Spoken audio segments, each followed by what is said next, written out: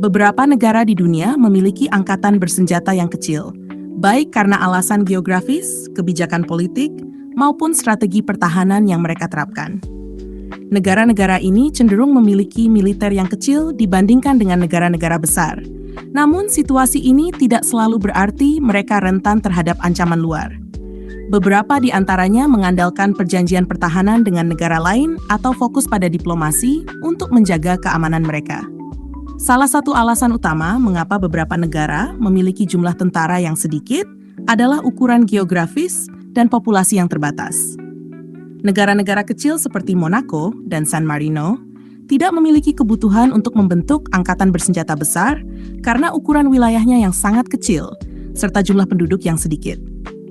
Di Monaco misalnya, keamanan dan pertahanan negara lebih banyak didukung oleh Prancis.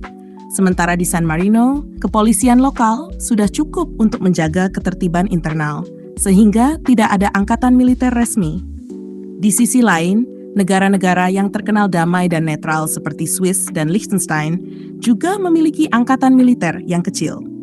Swiss meskipun terkenal netral, masih memiliki tentara, tetapi dengan jumlah yang jauh lebih kecil dibandingkan negara-negara besar di Eropa. Negara ini mengadopsi kebijakan wajib militer terbatas dan berfokus pada pertahanan teritorial. Namun, netralitas yang dijaga ketat membuat Swiss tidak sering terlibat dalam konflik militer global. Sementara itu, Liechtenstein bahkan tidak memiliki angkatan bersenjata permanen dan mengandalkan bantuan dari Swiss untuk pertahanan eksternal jika dibutuhkan. Ada pula negara-negara kepulauan kecil seperti Kiribati dan Tuvalu di Pasifik, yang tidak memiliki tentara sama sekali. Mereka lebih mengutamakan stabilitas regional dan internasional melalui hubungan diplomatik.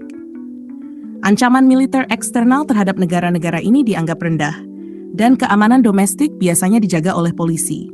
Karena itu, mereka lebih mengalokasikan sumber daya untuk pembangunan infrastruktur dan sektor lain yang lebih mendesak daripada pertahanan militer.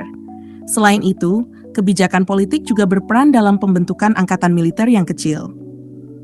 Costa Rica, misalnya, memutuskan untuk membubarkan militernya pada tahun 1949 setelah Perang Saudara.